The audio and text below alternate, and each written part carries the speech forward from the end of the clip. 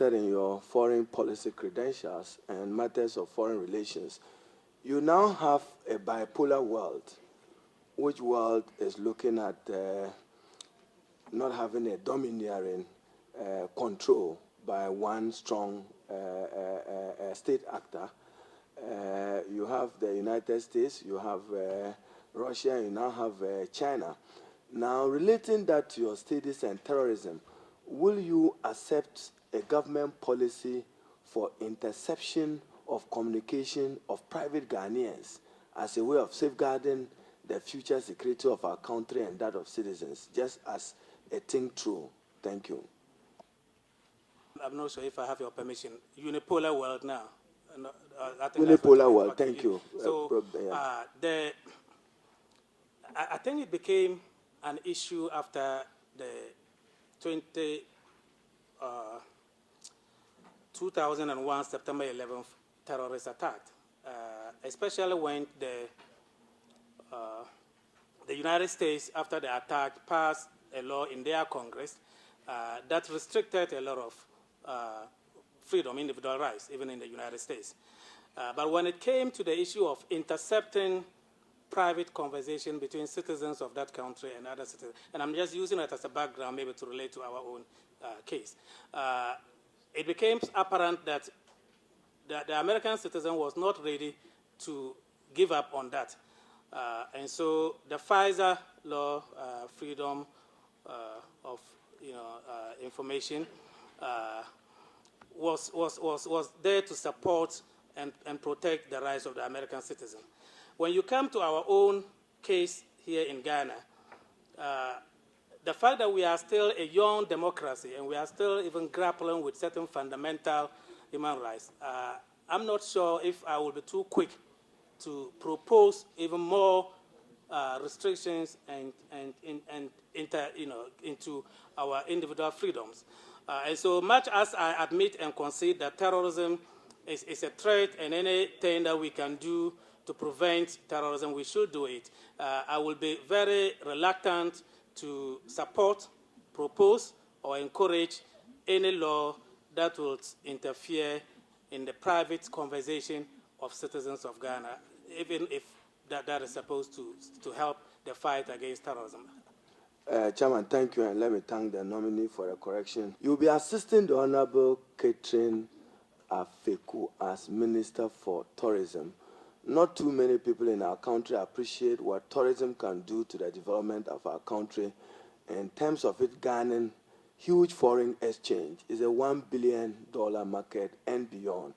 What, in your view, would you do to assist her and government to make Ghana a friendly tourist destination? Tourism is one area that we can look at in terms of generating revenue for this country. I will describe it as one of the low-hanging fruits that we have failed to pluck in terms of our revenue mix. For now, tourism is about the fourth foreign exchange earner to Ghana. And I think that if we do well in that area, we can move it just like other developed nations, where it is actually second or third in some countries. And so, yes, I'm excited about the opportunity, if given the nod, to work with Madame Catherine. I think her passion for the industry and what she has demonstrated so far in this short term shows that I'm in good hands. And if I go by the Constitution, my duty is to go in, I think Article 79, is to go in and assist her. Yes, I will be open to take ideas. You are in good hands. Yes. You are very certain that you are in not safe hands. You are in good hands. Well, Mr. Chairman, with your permission, I will take safe to also mean good. but yes. So yes, I have learned in these few days what she has done and what she intends to do, and I come in, fully ready to support her in whatever that she engages in, as far as it will inure to the benefit of the Ghanaian citizen and to the success and the realization of the goals and vision of his presidency for this country. I have respect for my colleague member of parliament, patron of Voice of Rumor, University of Ghana.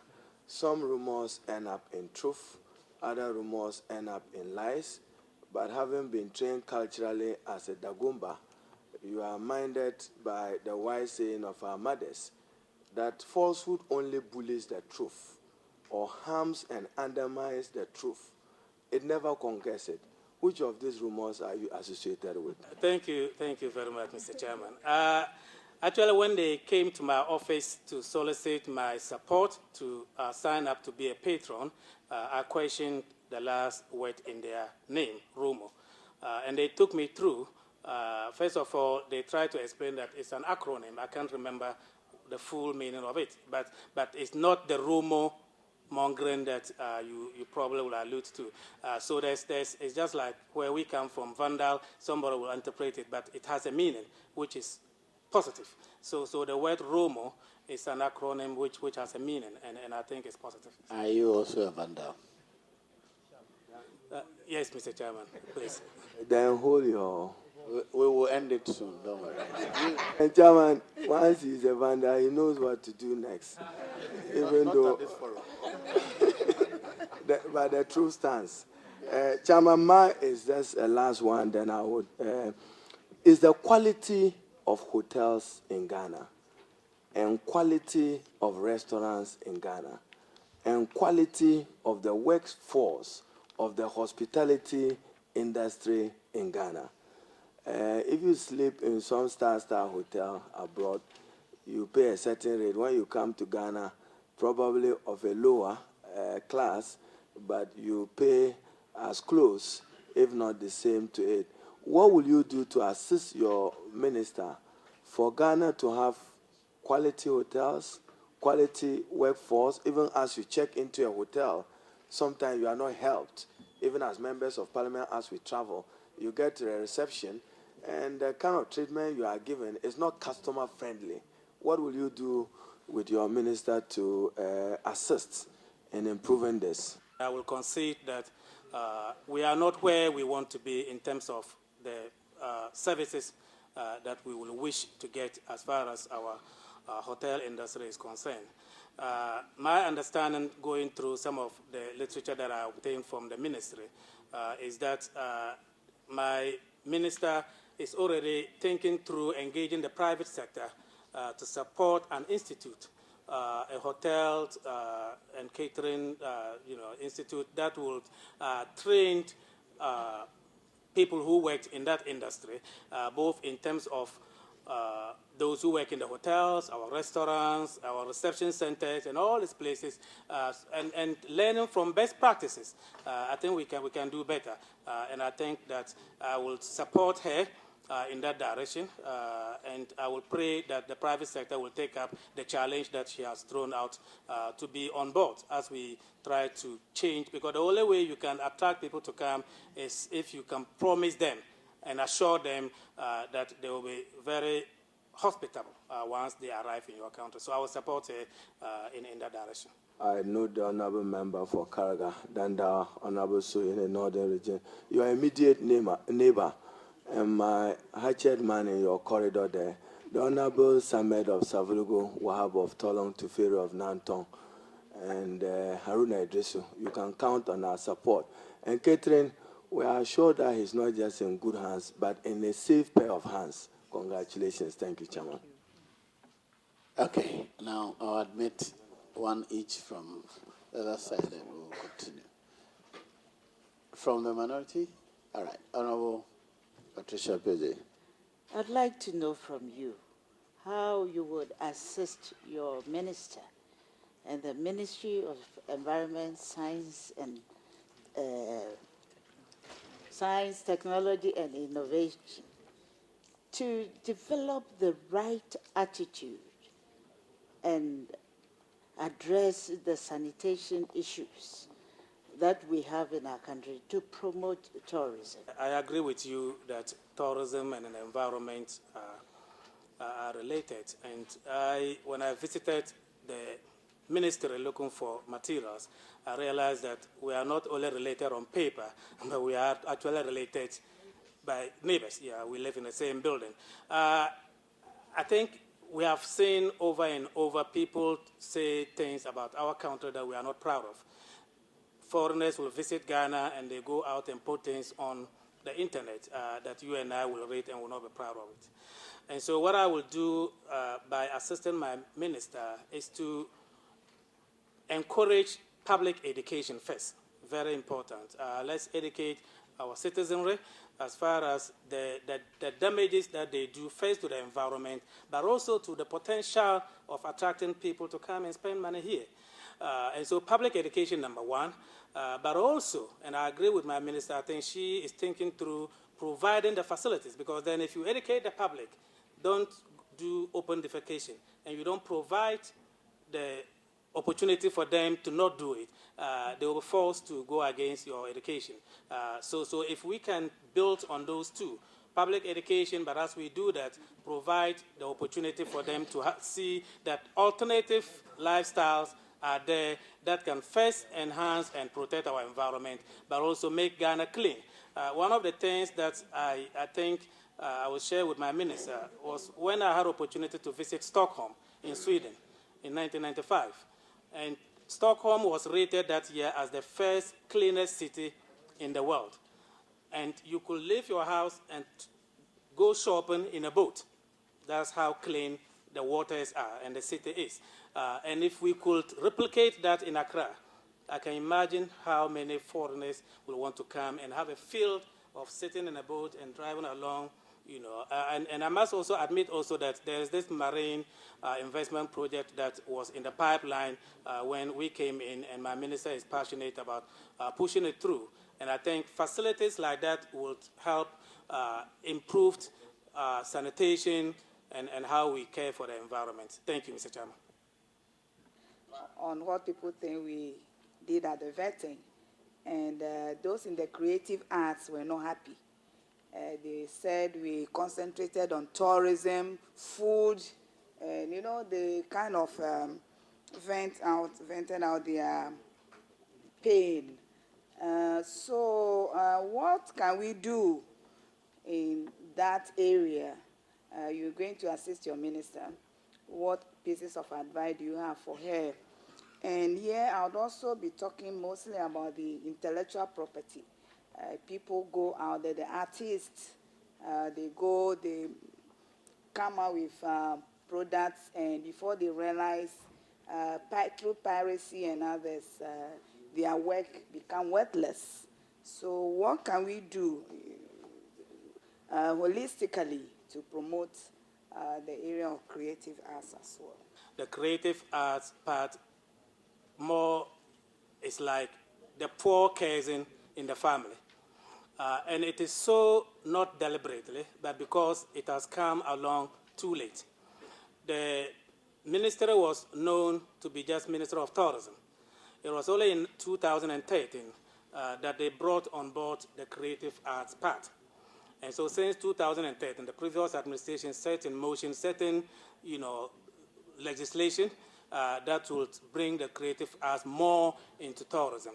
And what we will do, and I think I will support my minister, is to fast-track some of this legislation process that was initiated by the previous administration so that we can get the creative arts industry fully on board. Two things that are very key that I will mention here. There is a tourism fund. There are people out there who assume that because now we have creative arts on board, they will literally or just go and also benefit from that. But the law does not allow you to spend outside of tourism because it was created for tourism. And so my minister is thinking through, and we are going to push for Creative Arts Fund. And so that is one.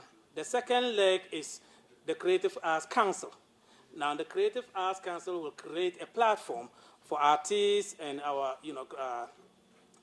people in that industry to have a voice independent of tourism, to have a platform that they can relate to the ministry on their own without it. Let me end by saying that the two are interdependent. Tourism is built on creative arts, especially in Ghana. Everything that we invite people to come and see is creative arts. And so if you don't develop that, people will come and they will go away and they will not want to come back. And so as long, as we moved to promote and help the creative arts industry, we are indirectly promoting tourism. And so we'll take it up seriously. Honorable Okudzeto Blackwell. Most grateful, Mr. Chairman, and it's been interesting listening to Dr. Ziblim Iddi, and it's sad that I was not at the political science department when you became lecturer. I had left, so I couldn't benefit from your great mind, and I'm happy to know that you are also a vandal, so that is very exciting. I just have a harmless two-in-one question for you, a question that has two parts.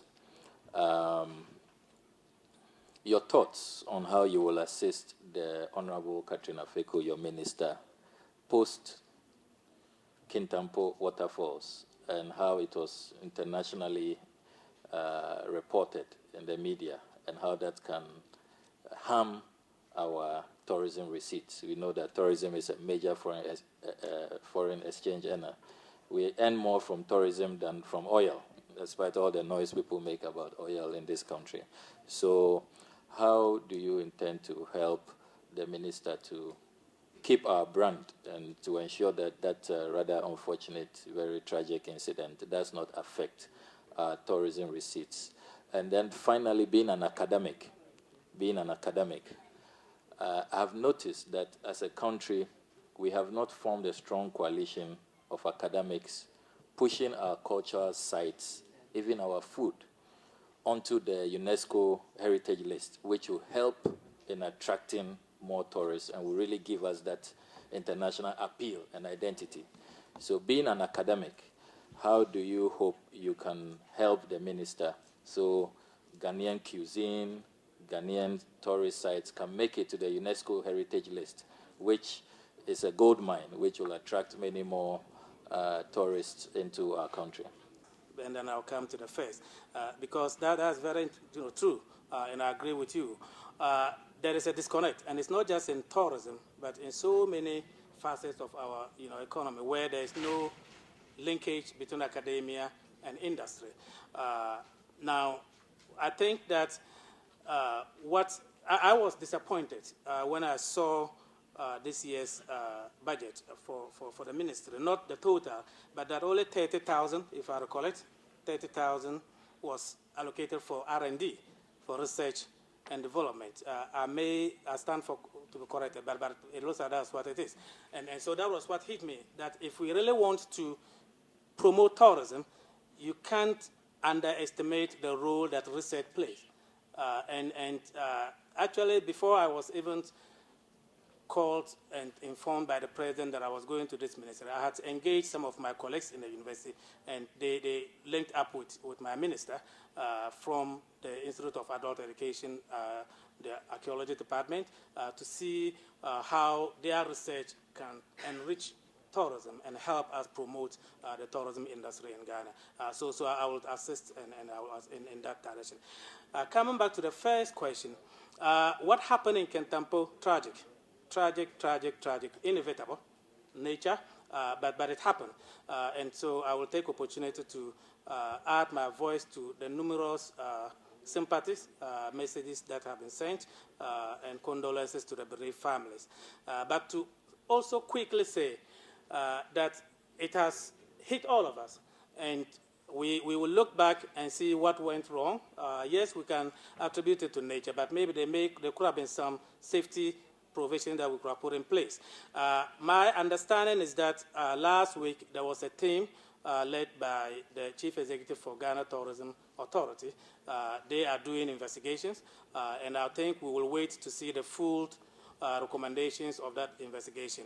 But going through the literature that I obtained from the ministry, one of the things that I saw, which struck me, was that there is this thinking of putting together what they call destination management organizations. And it is something that will bring on board all the stakeholders, key stakeholders at the local level, of course with oversight from national, but key stakeholders, and I was even excited when I saw wildlife, environmental, groups, the Citizen Assembly, and all this group, bringing them to what they call destination management organization. I think that if we can put something like that together, it will take away, yes, it is rumored, we don't have the facts as to what happened in terms of the management, but at least it will rescue that aspect of what we are all speculating. And that is very key, that we looked at the environment first, we looked at, because all our research, so my minister has actually ordered for a national audit of all our receptive centers for us to know their state of affairs. As a matter of fact, it's something that we should be doing regularly. And I think that it's even a constitutional obligation on the state to protect some of these places. If you go to Article 39, 3 through 4, it gives the state that obligation. My honorable lecturer, thank you for the long Thank you, lecture. Mr. Chairman. We are enjoying it. Honorable Zuini. Doc, you and I have met a couple of times, and I'm sure you will attest to the enormous respect that I have for you. I, however, will want your advice, and I am using this preamble because you and I know where we are coming from, and I would not like my questions of you to be misunderstood and misinterpreted, because I have a lot of respect for you. Now, I was listening to Honorable Haruna Idrisu, our minority leader, a while ago, and I couldn't help but notice how a man like you has impacted two generations differently. Here was Haruna Idrisu talk of how you were one of the first people in the university those days, and you inspired them as young people from our background also growing up. Now, what my generation know of you more has to do with the unfortunate incident in Dagbon and the fact that you were a spokesperson to one side. Now, what is your advice to those of us in Dagbon today, especially the young ones, and how that unfortunate thing perhaps sets our clock backwards in the way we inspired our generations? That's my first question. Mr. Chairman. Yes, so I agree with you in terms of the roles that you alluded to as spokesperson for the Abudu royal family. What I would like to say before I even get into the realm of advice is that what most people don't know is that that role offered me opportunity to contribute towards the peace-building process. And I came back to Ghana in 2008, so I wasn't even in Ghana when everything happened. And I was nominated to be the spokesperson in 2009. And you agree with me that since 2009 till date, we've come a long way in terms of progress towards finding a lasting solution. And it didn't just come by people sitting back and hoping that something will happen. It took people like me, humbly, in the position that I held, to have interactions with people from the other side and government, the NDC government at the time, to create the environment for peace building. In conflict resolution, you can have two parties. You cannot resolve them if the environment is not conducive. And so we did a lot of that, and I think we've come a long way. My advice to the youth and to the young people watching is that we either sail through together or we sink together. And that violence has never resolved any situation anyway. And that is not the way to go. Much as we, as experts in conflict resolution, concede that conflict is a fact of life, we have functional conflict and dysfunctional conflict. And that when conflict gets into the realm of destruction, it is dysfunctional. And that was what befall us in Dagbon. And that is where we are kept trying to get out of. And to get out of that, we have to concede and admit that it's not good. And then we reach out, build bridges, and then move the kingdom forward. And I'm available anytime. I have ceased to be the spokesperson when I put myself up for my primaries. But we have, very distinguished people who are holding the fort as leadership of that family. And so we reach out to the other side and see how the two families can once again make Dagbon great. Well, it's good to note that you have given up your position as spokesperson. Asante Hini is a revered chief in this country, very well respected. Now, I have seen a statement. Honorable Suhini, Yes. point of correction. Asante Hine is the king, not the chief. Okay. So I address him accordingly. Thank you. Okay, maybe we are a Republican status, and I didn't know we had kings, but if that is how he is, I know he's a revered king. Well, if that's fine. So he's a revered king, and we don't have kingdoms. Kindly but go. That's just by the way. That's We why another just talked discussion. about Dagbon Kingdom going forward. I talked about Dagbon. I didn't talk about kingdom. He just said about Dagbon Kingdom. Well, that's just fine. go on with your question. As I will for go on, who Mr. Chairman. Asante Hine is Yes, beyond I said- dispute. So just proceed. Yes, so that's why I say he's a revered, wise ruler, and we all respect and admire him. He's a great ruler by all standards, no doubt about that. And that takes me to my next point. In 2010, you issued a statement, and in that statement, you said on behalf of the Abudi Gate that you had lost confidence and trust in him as an honest peace broker. Given his stature and the respect that we all accord him, I'm wondering if this was not an indictment on his rulership, and what you have to say to that as Minister of Tourism, and the fact that our traditional rulers are custodians of most of our tourist, destinations and artifacts. I think that this nation is blessed to have such a great man as not just a statesman, but a traditional leader who I think all would admit that has done so much for this country. I think when I issued that statement, he, a man with the wisdom of Solomon, understood where I was coming from and why I issued that statement. And I will say that since 2010, he has transformed and transfigured, or whatever you want to say, into my godfather. He has engaged me on all matters about Dagbon. He invites me to his palace as late as even 2016.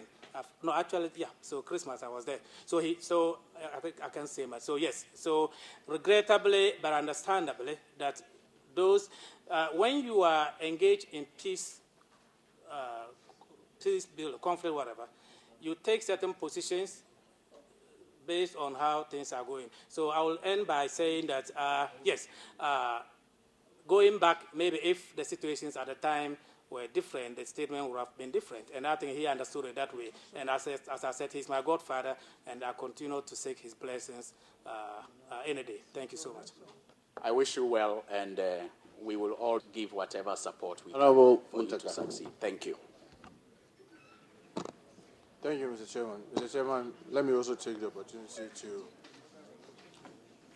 congratulate our colleague, Member of Parliament, for the elevation. I just wanted to find out, in an earlier answer to a question about your national service, did I hear you say it was from 1988 to 1991? Mr. Chairman, as indicated on the CV, I did my national service from 19. So was it for that long? I thought after A level we were to do service for 1 year and then proceed to the university. Yes, Mr. Chairman, after my national service, I gained admission into the University of Cape Coast, but I wanted to go to the University of Ghana.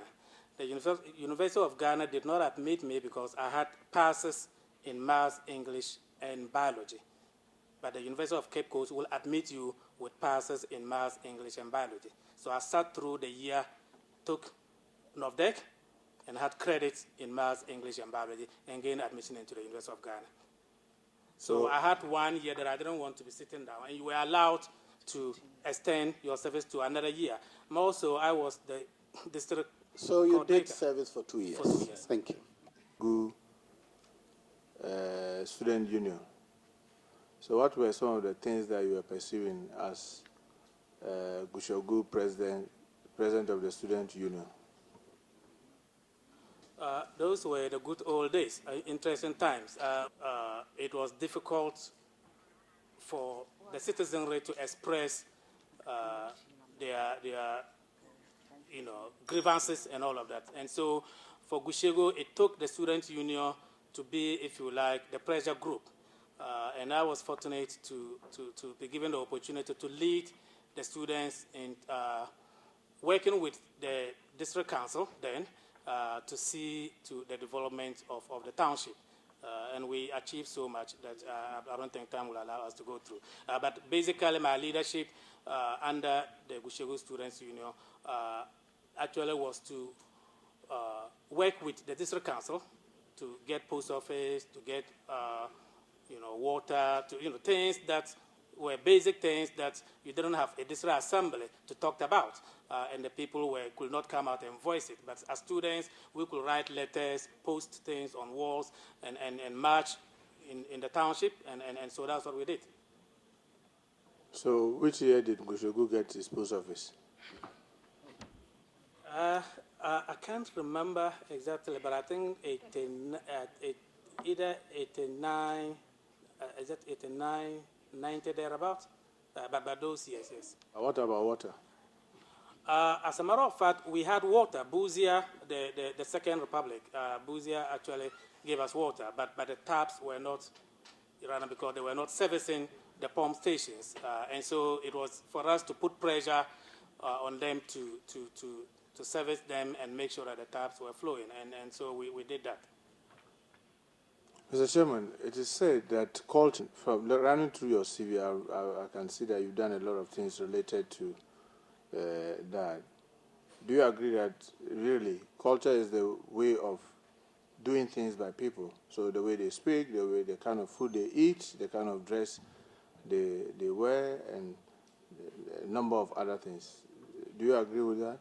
Chairman, will you say that as a people, the middle class in Africa, and for that matter Ghana, are gradually moving away from their culture if you look at the way they conduct themselves, the way they carry themselves, the kind of dress they wear, and the way they do things even back home?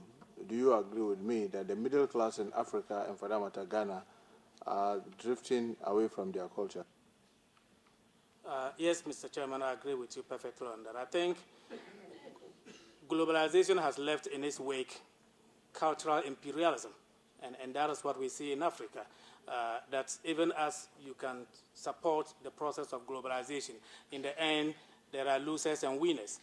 And for us in Africa, one of the areas that we lose out is the cultural invasion, that we see the Western culture gradually taking over our African culture, which is very sad. And so, yes, I agree with you that unfortunately more and more of, especially our youth, are gravitating towards Western culture, which is sad. Well, it is also said that there's approximately about 300 to 350 million middle class in Africa. And for every day, their way of dressing, the way of carrying themselves around, costs Africa not less than 3 billion a day.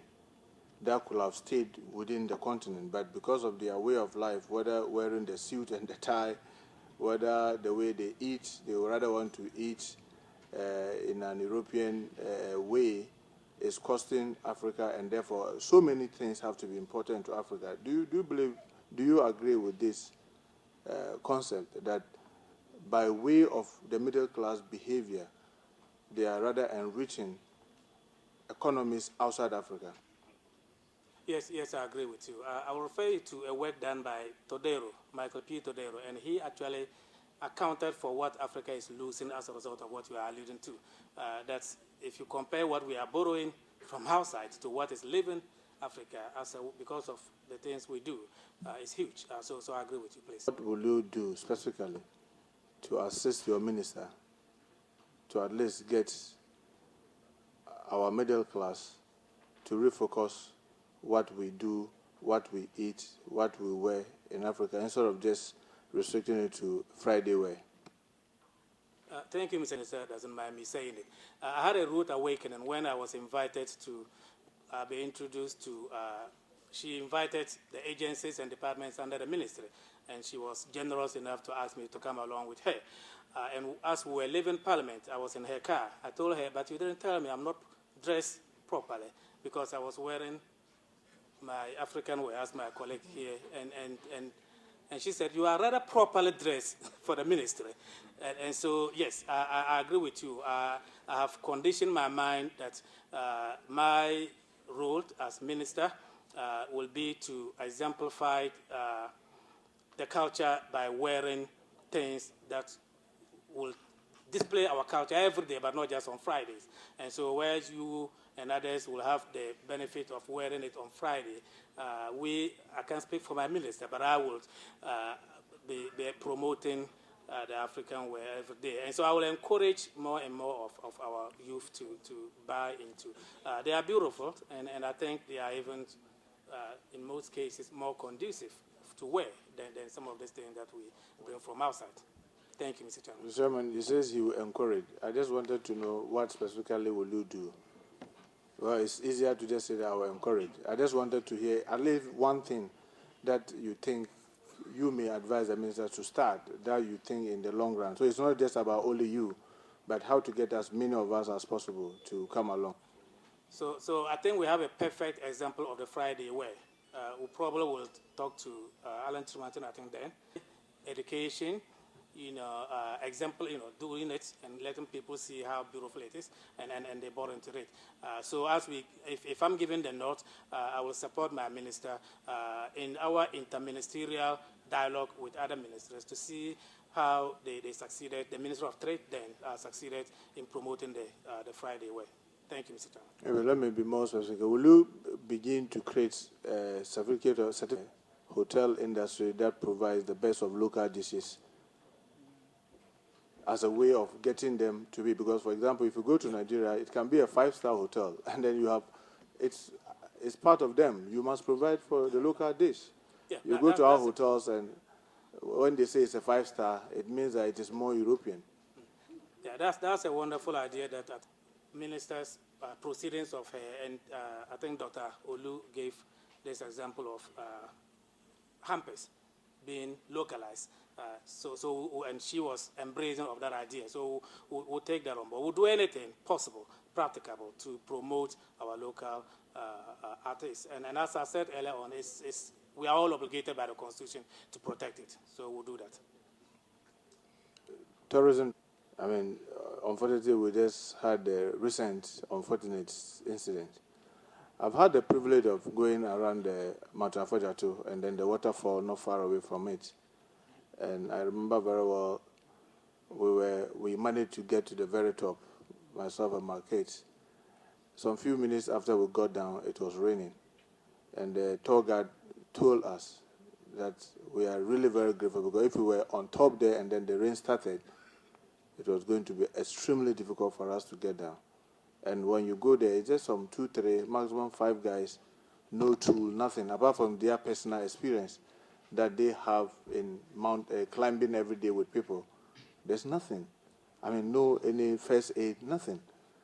will you consider the like of those places across our country for proper training and placement of proper safeguards, including the guards well-trained with some medical facility in case of emergencies to be able to deal with emergencies? The attitude of my minister is to say that never again.